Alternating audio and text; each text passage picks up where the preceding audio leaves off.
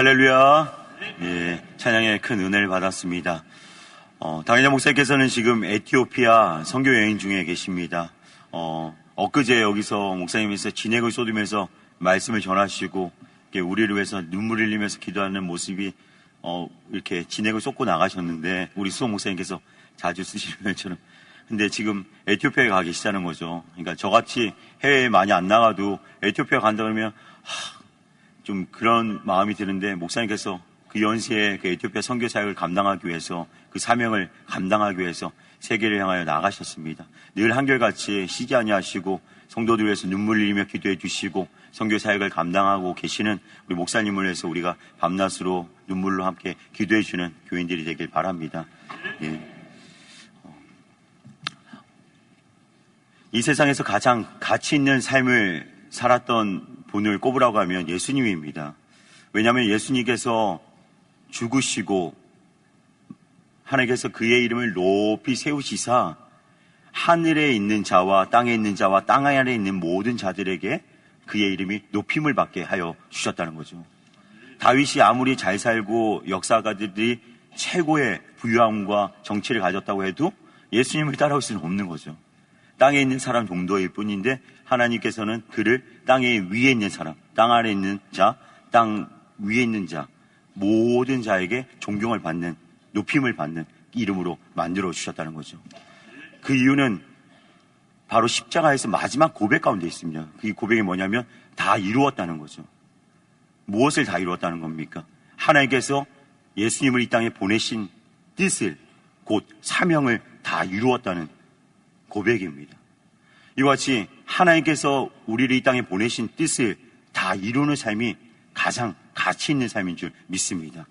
그래서 누구에게나 이 사명이 있습니다. 그래서 우리는 그 사명이 우리의 목적인 것입니다.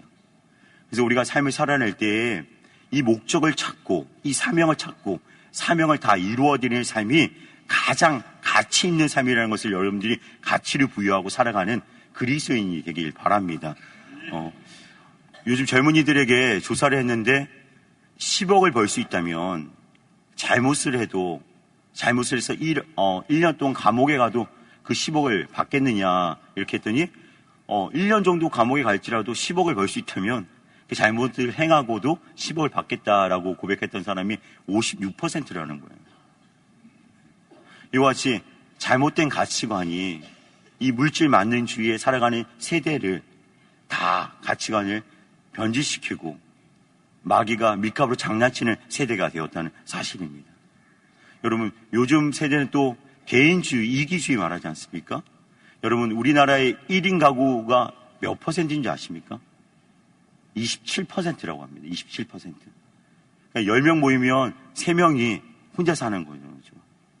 여기서 3분의 1이 1인 가구라는 거죠. 근데 우리 교회는 목사님의 말씀을 따라서, 하나님의 말씀을 따라서 늘 부모님도 잘 모시고 살고 대가족화해서 살아가기 때문에 그런 사람들이 많지 않은데, 세상에 나아가면 혼자 사는 사람들이 그렇게 많아지고 젊을수록 더 많다는 거죠. 그래서 1인 가구가 대표 가구라고 합니다. 대표 가구. 이와 같이 이기주의와 물질 만능주의에 살아가고 있는 이때에 정말 우리가 이 위기를 극복할 수 있는 길은 오직 사명을 붙잡는 거죠. 당연 목사님께서 사명을 붙잡을 때 많은 사람들을 유익해 하는 그러한 삶을 살아간다고 이렇게 말씀하지 않았습니까? 그래서 이기주의로 나만 잘 살면 된다.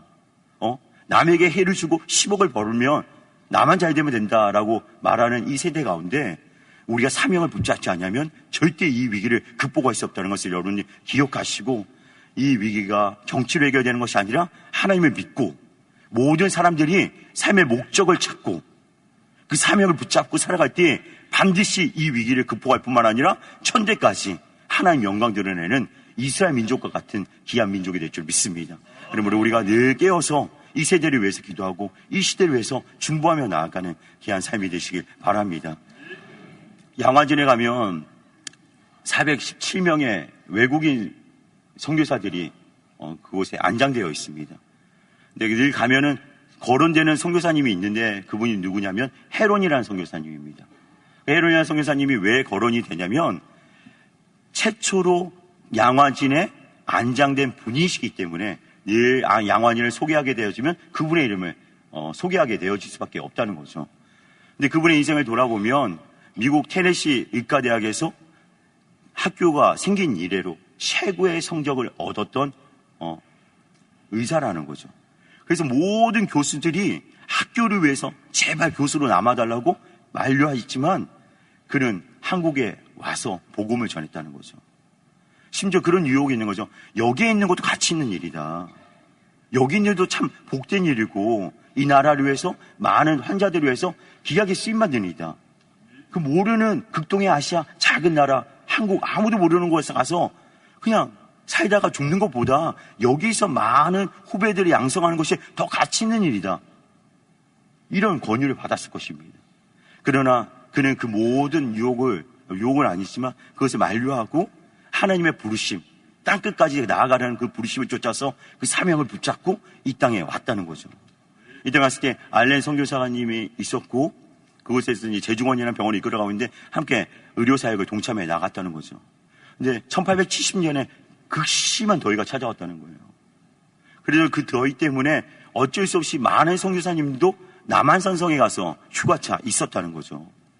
근데 이 헤론이라는 선교사님은 사명감이 투철했기 때문에 본인과 약속했던 환자들이 있기 때문에 그 남한산성에서 서울까지 늘 왕복하면서 진료를 해나갔다는 거예요.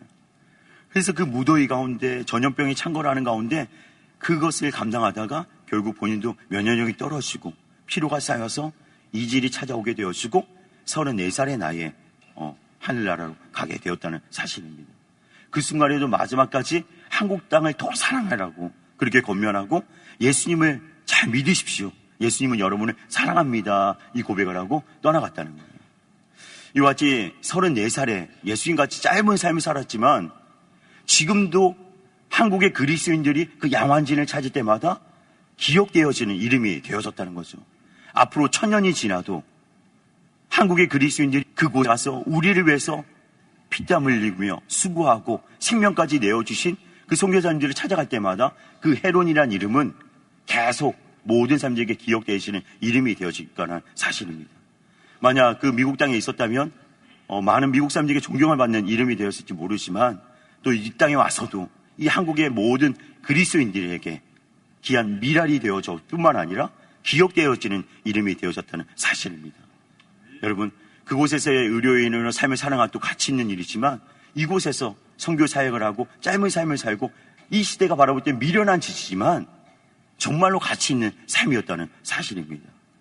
그러므로 우리가 삶을 살아갈 때 이 사명을 붙잡는 것이 가장 가치 있는 삶이라는 것을 여러분들이 반드시 기억하고 이 사명 붙잡고 세계를 향하여 나아가는 우리 명성교인들이 되고 자자손손이 그 사명 붙잡고 이 나라를 이끌어가는 리더들이 나오는 복된 교회가 되길 바랍니다. 오늘 본문에 보면 출애굽기에서 모세가 부름받기 전에 이 산파라는 이야기가 나오게 되어집니다. 여러분, 산파는 아이를 받는 여자 아닙니까? 이곳에서 우리 자녀가 그 산파라는 직업을 갖길 원하는 사람이 누가 있겠습니까? 정말 한 명도 없을 수가 있습니다. 어쩌면 이 시대가 말하는 비천한 직업일 수도 있고 매우 고된 직업일 수 있을 겁니다. 근데 이 사람들이 이야기가 기록되어져 있다는 거죠. 물론 모세를 얘기하고 예수 그리스도 얘기해서 나오는 건데 이 산파가 왜 나왔냐? 애굽 왕이 이스라엘 민족들이 번성하고 커가는 모습을 보면서 남자아이를 다 죽이라는 명령을 내리게 되어지자 이 산파가 결국 남자인지 여자인지 구별하고 남자면 죽이고 여자면 살려주는 어명을 받게 되어졌는데 하나님을 두려워했다는 거죠. 이 산파들이 하나님을 경외해서 그 남자아이를 죽이지 아니하고 살려주었더라 그러는 거예요. 그럼 어떻게 되겠어요? 왕이 그 사실을 알고 찾아오게 되지 않습니까? 근데 하나님께서 여기 본문에 보면 은혜를 내려주셨더라 그러는 거예요.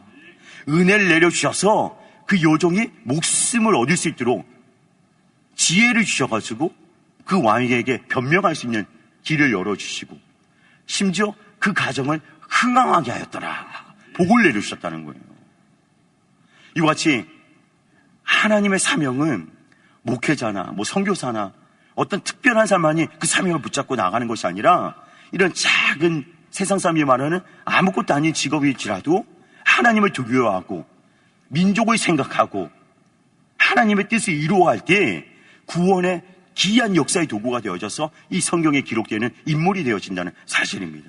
그러므로 여러분들이 여러분의 자리에서 여러분에게 주신 은사대로 하나님을 경외하는 마음으로 나아가서 하나님의 뜻대로 삶을 살아내면 반드시 하나님께서 영광을 받으시고, 목사님 말씀 정하셨던 복음이 전해지고 이웃에게 덕이 되어지는 인생이 되어져서 사명자의 삶을 살아낼 줄 믿습니다.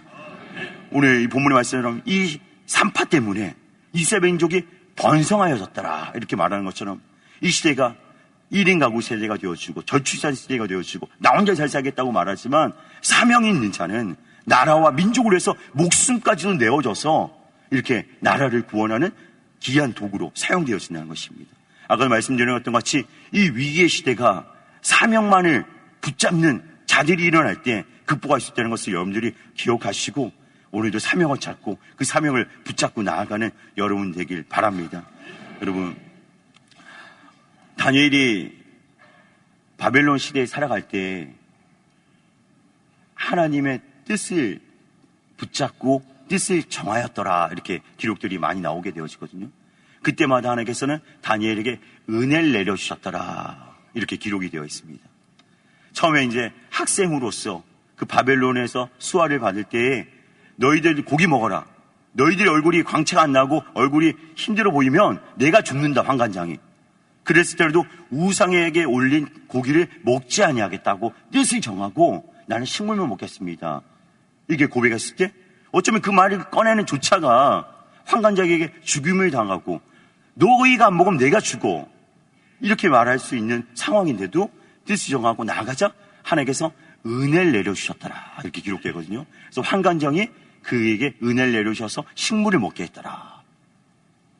그래서 그 식물을 먹었더니 얼굴에 더 광채가 나여지고 다른 사람들과 더 건강해져서 그 사역을 감당하였더라 이렇게 말씀하고 있습니다.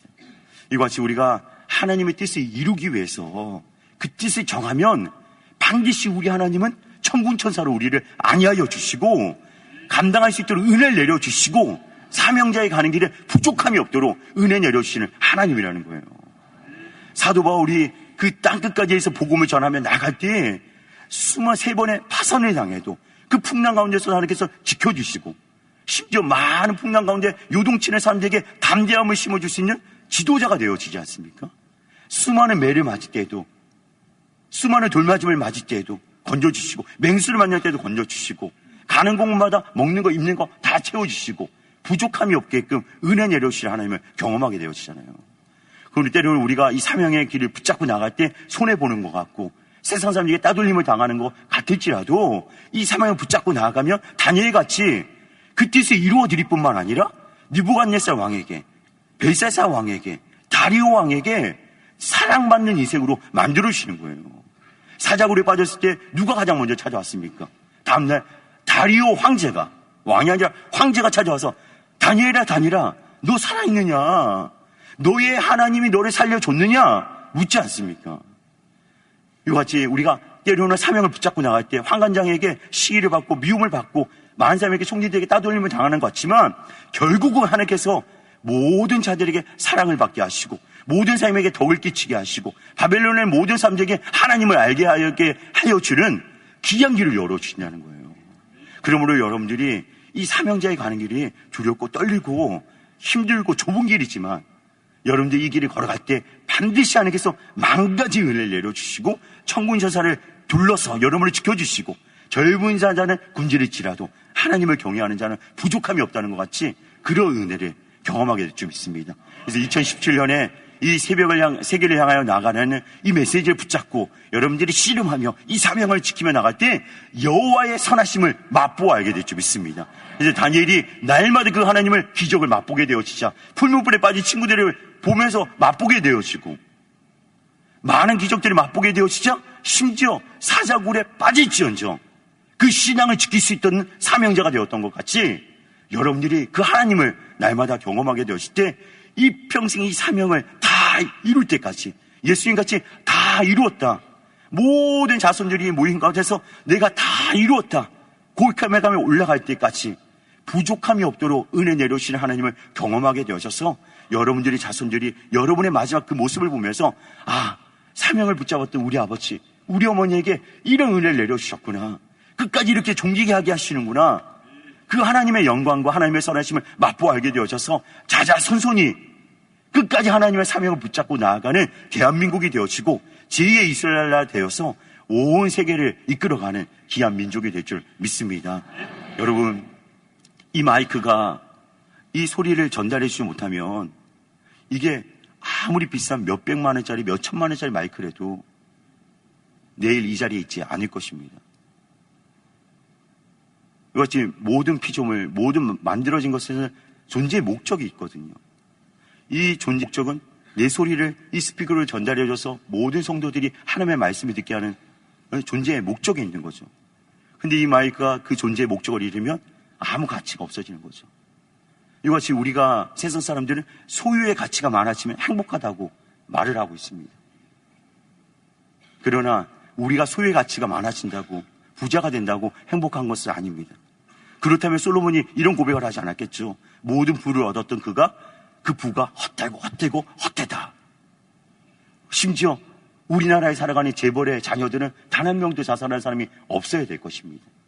소유의 가치가 많아지고 그것이 행복이라는 것이 아니라 존재의 가치를 알게 되어질 때 우리에게 진정한 행복이 찾아진다는 거예요. 그러나 우리는 피조물이라서 우리가 존재하는 이유를 알 수 없는 거죠. 오직 예수 그리스도를 믿을 때만이 그 존재의 이유를 알게 되어지고 내가 왜 이곳에 있는지를 알게 되어져서 그 가치가 높아지게 되어지고 그 존재의 목적과 우리의 삶이 부합될 때, 일치가 될 때, 하나님의 뜻과 우리의 삶이 일치가 되어질 때 가장 행복한 삶을 살 수 있고 기뻐하며 감사하며 이 세상에서 자족하면서 바울과 같이 예수 그리스도 한 분만 있으면 바리새인도 부럽지 아니하고 돈 많은 사람도 부럽지 아니하고 어떤 시민권에 가진 미국 시민권, 로마 시민권에 가진 사람도 부럽지 아니하고 자족하며 살아갈 수 있는 능력이 그에게 부어졌던 것 같이 여러분들이 예수님을 믿고 목적을 찾고 사명을 알게 되어지고 또 그 사명대로 하나님의 뜻대로 삶을 살아내게 되어지면 바울과 같은 기쁨과 감사와 즐거움으로 어떤 환난과 핍박과 고난과 부족함이 있을지라도 자족하며 살아낼 수 있는 능력이 여러분들에게 있을 줄 믿습니다. 그러면 오늘 기도하며 나갈 때 하나님 나에게 주신 사명, 지금 이 노년에도 이 산파에게도 사명이 있었는데 나에게 사명을 알게 하여 주시고 그 사명을 이루어 드리는 삶이 되게 하여 주시고